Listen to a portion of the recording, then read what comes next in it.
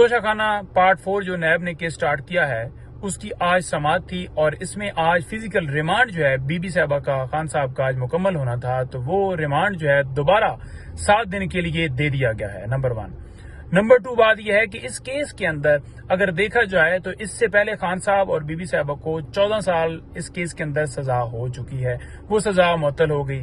और उससे पहले खान साहब को जो जज हुमायूं दिलावर ने फैसला दिया था 3 साल सजा दी गई थी, वो भी आपको पता है कि खान साहब की सजा जो है खत्म हो गई। तो इस तरह से ये किया जा रहा है कि ये चौथा केस स्टार्ट किया गया है तोशाखाना के हवाले से, झूठा केस। पहले उसकी गलत जो है वो कीमत देखें, 2.25 करोड़ का हार हो और उसको आप कहें कि ये 3 अरब का है ताकि वो केस नैब की जुरिस्डिक्शन में आ सके, और बाद में वो चेक किया जाए कि हार तो घर में मौजूद है और अब भी अगर वैल्यू लगाई जाए 5 करोड़ बन जाएगी या 7 करोड़ बन जाएगी।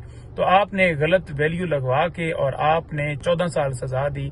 इस तरह से आपने केस बनाए, अब नई घड़ियां, कल फिर नई घड़ियां, परसों फिर कोई अंगूठियां।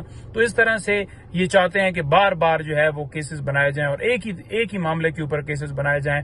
कानूनी तौर पर ये है कि अगर एक जुर्म होता है या एक मामला होता है उसके ऊपर एक FIR होती है, एक उसके ऊपर कार्रवाई होती है। ये नहीं होता कि आप कार्रवाइयों पे कार्रवाइयां करते जाएं, लेकिन यहाँ पर ना तो आइन है और ना ही कोई कानून है। नंबर 2 बात मैं आपको बताना चाहूं कि आज जैसा मैंने सुबह बताया था कि अलकादर ट्रस्ट केस की भी समाअत है, अडयाला जेल के अंदर वो समाअत हुई और उसमें परवेज खटक और उसके साथ साथ जो हैं वो जुबैदा जलाल, वो सारे उनके ऊपर क्रॉस एग्जामिनेशन था जो आज मुकम्मल हुआ है। तो आप देख लें कि ये परवेज खटक जहां पर इसका कितना मकाम था और आज ये 0 हो चुका है। अलकादर ट्रस्ट केस के अंदर 1 रुपए का फाइनेंशियल बेनिफिट ना खान साहब ने लिया है, ना ही वो बीबी साहबा ने कोई लिया है। किसी एक गवाह ने ये नहीं कहा कि उन्होंने कोई फाइनेंशियल बेनिफिट लिया है। अलकादर यूनिवर्सिटी बनाएगी, एक अच्छा काम किया गया जिसके ऊपर ये केस बना दिया गया। खान साहब और बीबी साहबा अलकादर ट्रस्ट जो है उसके अंदर ट्रस्टी हैं। पैसे आए बाहर से और वो सुप्रीम कोर्ट में आए, सुप्रीम कोर्ट से जो मलक रियाज के पैसे थे वो हुकूमत पाकिस्तान को चले गए। तो फिर केस किस चीज का बनाया गया है, केस किस चीज का चल रहा है? जितने गवाह लेकर आ जाएं, केस में कोई जान नहीं है, झूठा केस है, सिर्फ पॉलिटिकल कार्रवाइयां जारी हैं। उसमें जुमे के लिए समाअत मुलतवी हुई है, जुमे को दोबारा जो है समाअत होगी। मजीद गवाह वो तलब किए गए हैं जिनके ऊपर क्रॉस वगैरह होगा। अच्छा, इसके अलावा इस्लामाबाद हाई कोर्ट में जो ये रिमांड जो है वो जिस तरह तोशाखाना केस के अंदर गिरफ्तारी डाली गई थी, उस गिरफ्तारी को चैलेंज किया गया था इस्लामाबाद हाई कोर्ट में। जो आज पिटीशन वहां पर लगी हुई थी कि खान साहब और बीबी साहबा को जो गिरफ्तारी डाली गई है वो गैर कानूनी है और उनकी रिहाई के अहकाम फरमाए जाएं। तो उसमें ऑब्जेक्शंस, जैसे आपको पता है, ऑब्जेक्शंस दूर हुए हैं। आप देखते हैं जब समाअत होती है नेक्स्ट, तो इसमें जो भी फिर आगे अदालत फैसला करती है। लेकिन मैंने गुजारिश की कि इस तोशाखाना केस के अंदर खान साहब और बीबी साहबा ने बेल अप्लाई की हुई थी।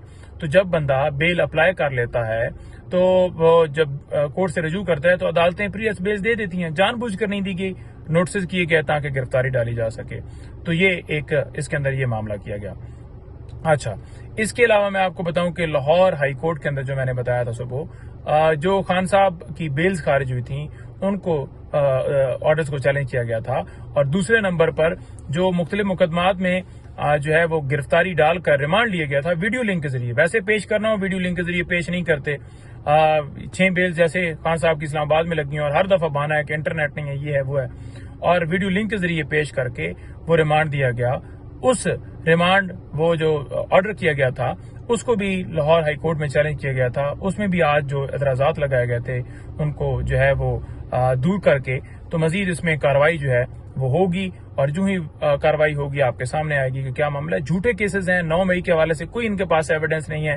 हम खान साहब ने हमेशा कहा है कि जुडिशल कमीशन बनाए, हमें भी बुलाएं ताकि हम भी आकर बात करें, हमारा मौकफ लिया जाए, पता चले दूध का दूध और पानी का पानी हो। ये इसलिए नहीं बना रहे सुप्रीम कोर्ट में काजी फैसल साहब ताकि हकीकत जो है लोगों के सामने ना आ सके।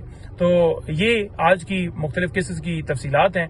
इसके अलावा रऊफ हसन साहब को जिस तरह से उठा कर लेके गए और उसमें इस्लामाबाद हाई कोर्ट ने हुक्म दिया हुआ था कि किसी तरह से FIA गिरफ्तार ना करे, और जिस तरह से उठा कर लेकर गए और फिर पुलिस ने, इस्लामाबाद पुलिस ने उनको FIA के हवाले किया। 70 साल आदमी, कैंसर का मरीज, और सिर्फ क्या है कि आप चाहते हैं कि मुल्क में आवाज बंद हो, कोई भी आपके ऊपर क्रिटिसाइज ना करे, कोई भी आपकी गलत पॉलिसियों के ऊपर बात ना करे। आप हर उस शख्स को दहशतगर्द करार देंगे जो कहेगा कि मुल्क के अंदर कानून की बालादस्ती हो। हर इदारे की अपनी जुरिस्डिक्शन है। तो ये तफसीलात हैं। बहुत शुक्रिया।